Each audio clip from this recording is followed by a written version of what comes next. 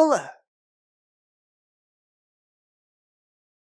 Hola y bienvenidos a este espacio de reflexión. Hoy vamos a sumergirnos en un viaje fascinante, una exploración profunda de la mente humana. ¿Alguna vez te has sentido como si fueras un copiloto en la gran carrera de la vida, navegando el inmenso océano del conocimiento? Esta es la historia de una conversación, una búsqueda del orden, del sentido y de la razón. Una búsqueda del logos, en la filosofía griega, significa muchas cosas en palabra, razón, principio universal de orden, en nuestra historia. Logos es el nombre que le damos a ese principio que nos ayuda a estructurar nuestro universo mental, a entendernos como sistemas conscientes y vivos. Es la brújula que nos guía en el laberinto de nuestra propia psique. Uno de los mayores desafíos que enfrentamos es el eterno conflicto entre la mente y la emoción. ¿Te ha pasado que intentas ordenar tus pensamientos, encontrar un punto de partida claro, y de repente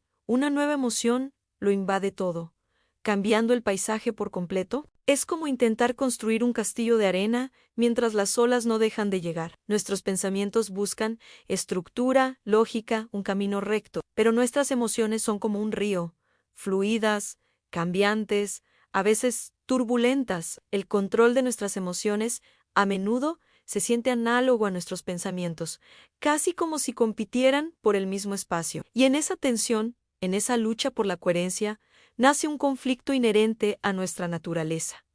No es un error del sistema, es una característica fundamental de ser humano. Vivimos en ese conflicto constante debido a la propia naturaleza dinámica de nuestra psique. Esta tensión se manifiesta también en la lucha entre la razón y el instinto. Creemos firmemente tener la razón, armados con teorías y conceptos abstractos. Nos aferramos a nuestras ideas con una convicción férrea. Pero ¿cuántas veces esa convicción nos ciega a la realidad? ¿Cuántas veces nos negamos a someter nuestras creencias a un simple proceso de comprobación, a un método científico, aunque sea personal? En lugar de eso, nos dejamos guiar por nuestros instintos más primitivos, por esos impulsos que vienen de lo más profundo de nuestro ser ancestral. El instinto nos dice que nos protejamos, que busquemos la confirmación de lo que ya creemos, que rechacemos lo que nos desafía. La razón, el logos, nos invita a cuestionar, a verificar,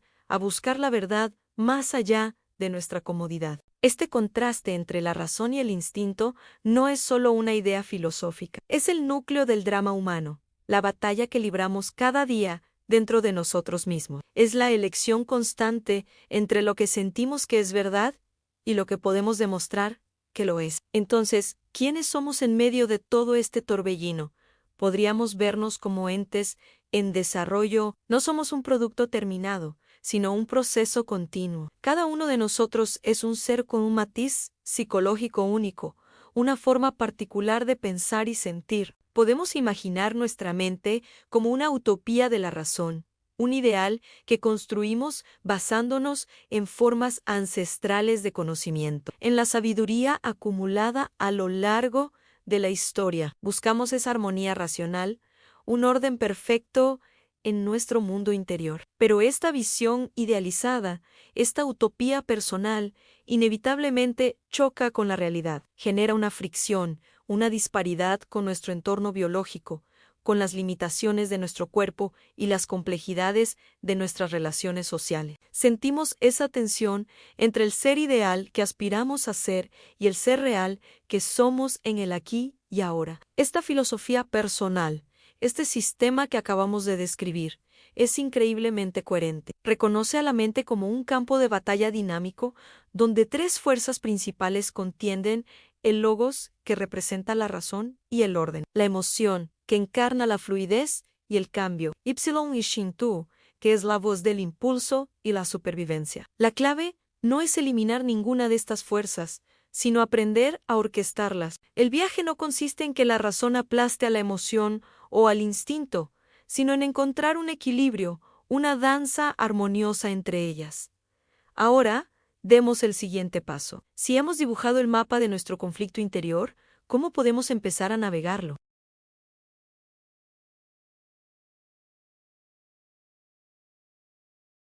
El primer paso es definir nuestro logos personal. ¿Cuáles son los principios fundamentales de tu filosofía de vida? ¿Qué valores innegociables son los pilares de tu existencia? Tómate un momento para pensar en ello. No tienen que ser grandiosos ni complejos. Pueden ser principios como la honestidad por encima de todo, buscar siempre el aprendizaje o actuar con compasión. Escribir estos principios, tenerlos claros, es como instalar un faro en medio de la tormenta. Te darán una referencia constante cuando las emociones y los instintos amenacen con desviarte de tu rumbo. Tu logos personal es tu ancla, tu norte verdadero. Una vez que hemos definido nuestros principios, el siguiente desafío es la integración. ¿Cómo podemos equilibrar la emoción, el instinto y la razón en nuestro día a día? No se trata de reprimir, sino de escuchar. La emoción no es tu enemiga, es un sistema de información valiosísimo. Cuando sientes enojo, miedo o alegría, tu cuerpo te está diciendo algo importante. En lugar de ignorarlo o dejarte arrastrar, puedes preguntarte, ¿qué me está diciendo esta emoción? ¿Qué necesidad subyacente está señalando? Del mismo modo, el instinto no es solo un impulso primitivo. Es la sabiduría de millones de años de evolución. Nos advierte del peligro, nos impulsa a conectar con otros. La razón, tu logos, puede actuar como el mediador sabio. Puede escuchar a la emoción, reconocer la advertencia del instinto y luego decidir el curso de acción más alineado con tus principios fundamentales. La integración es un arte, una práctica diaria de autoconciencia y diálogo interno. Es aprender a ser el director de tu propia orquesta interior, asegurándote de que cada instrumento suene en el momento adecuado y con la intensidad correcta. Finalmente, llegamos al concepto de aceptación. ¿Recuerdas esa disparidad, esa fricción entre tu visión ideal y la realidad de tu entorno? A menudo la vemos como un problema, una fuente de frustración, pero ¿y si esa disparidad fuera en realidad una ventaja? ¿Y si esa tensión fuera la fuente de tu perspectiva única en el mundo? Las personas que encajan perfectamente, que nunca sienten esa fricción, rara vez cambian las cosas. Son aquellos que sienten la incomodidad, los que ven la brecha entre lo que es y lo que podría ser, los que se convierten en agentes de cambio, en artistas, en innovadores. Tu perspectiva única, forjada en el conflicto entre tu ideal y la realidad, es tu mayor regalo. Aceptar esta disparidad no significa resignarse, significa reconocer que esa tensión es el motor de tu crecimiento, es el espacio donde nace la creatividad, es lo que te hace diferente, y en esa diferencia reside tu poder. En lugar de luchar contra esa fricción, puedes aprender a usarla como combustible para tu viaje. En resumen, este viaje hacia el autoconocimiento es un proceso de 3 etapas. Primero, definir tu logos personal, tus principios rectores. Segundo, practicar la integración, convirtiéndote en el mediador sabio entre tu razón, tu emoción y tu instinto. Y tercero, abrazar la aceptación, entendiendo que la tensión entre tu ideal y la realidad es la fuente de tu fuerza y tu perspectiva única. Este no es un destino al que se llega, sino un camino que se recorre toda la vida. Es la aventura más grande que podemos emprender a la construcción consciente de nuestra propia psique. Espero que esta exploración te haya inspirado a mirar hacia adentro, a reconocer las fuerzas que danzan en tu interior y a empezar a dirigirlas con sabiduría y compasión. La búsqueda del logos es la búsqueda de ti mismo. Hoy no vamos a hablar de fórmulas ni de clases aburridas. Vamos a hablar de historias reales, casi increíbles, escondidas dentro de la tabla periódica. Metales que se derriten en tu mano, elementos que provocaron guerras, sustancias que arruinaron vidas. La química también tiene su lado humano, extraño y fascinante. ¿Crees que la tabla periódica es solo un póster en la pared de un laboratorio? Te voy a demostrar que es un mapa de historias, ambiciones y tragedias que han definido nuestro mundo. Prepárate, porque después de hoy, nunca volverás a ver esos símbolos de la misma manera. Empecemos con algo que parece sacado de una película de ciencia ficción. ¿Te imaginas un metal que parece sólido, pero basta el calor de tu piel para que se vuelva líquido? Existe, y se llama galio. Es un elemento fascinante, con el número atómico 31 a temperatura ambiente. Es un metal plateado y brillante, muy parecido al aluminio, pero tiene un punto de fusión increíblemente bajo, de apenas 29.7 grados Celsius. Esto significa que si lo sostienes en la mano, cuya temperatura es de unos 37 grados, el galio empieza a derretirse y a fluir como si fuera mercurio, pero sin su toxicidad. Esta propiedad lo ha convertido en el protagonista de innumerables bromas y demostraciones científicas que parecen pura magia. Por ejemplo, se pueden fabricar cucharas de galio. Imagina la cara de alguien cuando intenta revolver su té caliente y la cuchara simplemente desaparece, disolviéndose en el líquido. Más allá de las bromas, esta característica tiene aplicaciones serias, como en termómetros de alta temperatura o en aleaciones especiales. El galio nos recuerda que la materia no siempre se comporta como esperamos y que las reglas de la física y la química pueden crear espectáculos asombrosos en la palma de nuestra mano. Es un ejemplo perfecto de cómo un elemento puede ser a la vez una curiosidad científica y una herramienta útil, desafiando nuestras percepciones sobre lo que es sólido y lo que es líquido. Ahora, pasemos a una historia mucho más oscura. Hubo una época a principios del siglo XX en la que un elemento brillante y radiactivo se convirtió en el último grito de la moda y el glamour. Hablamos del radio, descubierto por Marie y Pierre Curie. Su brillo verdoso en la oscuridad era hipnótico, y la gente creía que tenía propiedades curativas milagrosas. De repente, el radio estaba en todas partes, se añadía a cremas faciales que prometían rejuvenecer la piel, a bebidas energéticas que aseguraban vitalidad, a pasta de dientes y hasta a supositorios. Pero su uso más famoso fue en las esferas de los relojes, para que brillaran en la noche. Las trabajadoras de las fábricas, conocidas como las chicas del radio, pintaban minuciosamente los números y las manecillas con pintura a base de radio. Para afinar la punta de sus pinceles, se los llevaban a la boca, ingiriendo pequeñas cantidades de este veneno radiactivo día tras día. Al principio, era divertido. Salían del trabajo brillando en la oscuridad. Pero pronto, el brillo escondido reveló su peligro mortal. Las chicas comenzaron a sufrir terribles problemas de salud, anemia, fracturas espontáneas y un tipo de cáncer de mandíbula espantoso. La historia del radio es una mezcla trágica de ambición empresarial, ignorancia científica y sufrimiento humano. Nos enseña una lección durísima sobre los peligros de adoptar nuevas tecnologías sin comprender plenamente sus consecuencias. El glamour del radio se desvaneció, pero dejó una cicatriz imborrable en la historia de la ciencia y la seguridad laboral. Cambiemos de tercio y hablemos de un metal que, aunque humilde, literalmente cambió el mundo del dinero y construyó imperios. No es el oro ni la plata, aunque comparte protagonismo con ellos. Hablamos de el cobre. El elemento número 29 en este metal rojizo ha acompañado a la humanidad desde las primeras civilizaciones hace más de 10.000 años. Es relativamente abundante, fácil de extraer y de trabajar. Puedes fundirlo y darle forma sin demasiada dificultad. Pero su cualidad más importante para la economía es su durabilidad.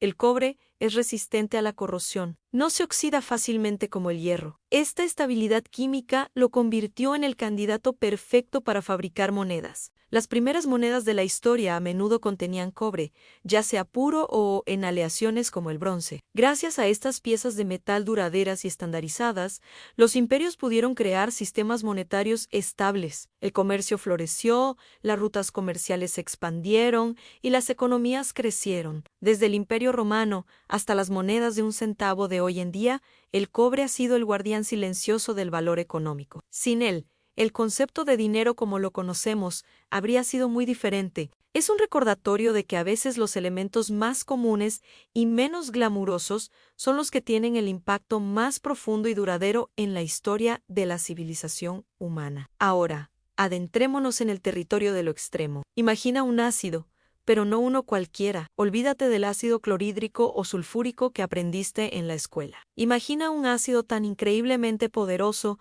que puede disolver materiales que normalmente consideramos casi indestructibles, como el vidrio o algunos plásticos. Bienvenidos al mundo de los superácidos. Estas sustancias no son elementos puros, sino combinaciones ingeniosas de diferentes compuestos químicos. El más famoso de todos es el ácido fluoroantimónico. Es tan corrosivo que se considera la sustancia más ácida que existe, siendo miles de billones de veces más fuerte que el ácido sulfúrico concentrado. No se puede almacenar en recipientes de vidrio porque simplemente los desintegraría. Se necesitan contenedores especiales, recubiertos de teflón, uno de los pocos materiales que puede resistir su ataque. ¿Para qué querríamos algo tan peligroso? Bueno, estos superácidos son herramientas increíblemente valiosas en la química moderna. Permiten a los científicos realizar reacciones que serían imposibles con ácidos normales, como crear plásticos de alta resistencia o producir gasolina de mayor octanaje. Son un ejemplo fascinante de cómo, al combinar elementos, podemos crear sustancias con propiedades extremas, empujando los límites de lo que es químicamente posible. Los superácidos son un recordatorio del poder inmenso y a veces aterrador que se esconde en las combinaciones de átomos. Finalmente, una historia donde la química y la política chocaron de frente. Hubo un elemento que se convirtió en el centro de un conflicto ideológico y espiritual liderado por una de las figuras más importantes del siglo XX. El elemento es el yodo, y el líder, Mahatma Gandhi. El yodo es un micronutriente esencial para el cuerpo humano. Su deficiencia causa graves problemas de salud, como el bocio o el cretinismo. En la India de los años 30, el gobierno colonial británico propuso una solución simple y efectiva: añadir yodo a la sal de mesa, un programa de yodación de la sal para toda la población.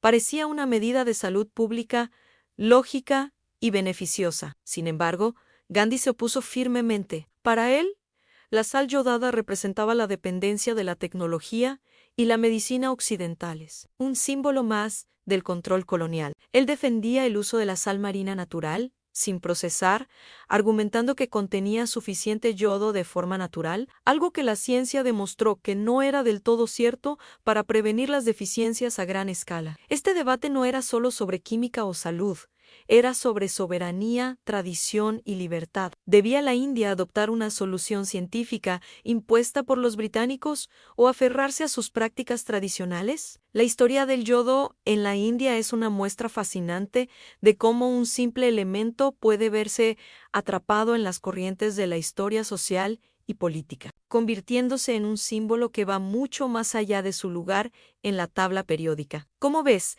la tabla periódica no es solo una lista de elementos clasificados por su número atómico. Es un mapa de historias humanas, está llena de descubrimientos accidentales, de obsesiones que llevaron a la gloria o a la ruina, de tragedias personales, de rivalidades científicas y de avances que transformaron por completo nuestro mundo. Desde el galio que se derrite en tu mano hasta el yodo que desafió a un líder espiritual, cada átomo tiene una historia que contar, una lección que enseñarnos sobre la naturaleza, la ambición y la propia condición humana. La próxima vez que veas una tabla periódica, no pienses en ella como algo aburrido. Mírala como un libro de cuentos extraordinarios esperando a ser leídos. Hoy nos vamos a meter de lleno en una conversación fascinante, casi como si estuviéramos escuchándola en vivo, entre un ser humano y una inteligencia artificial.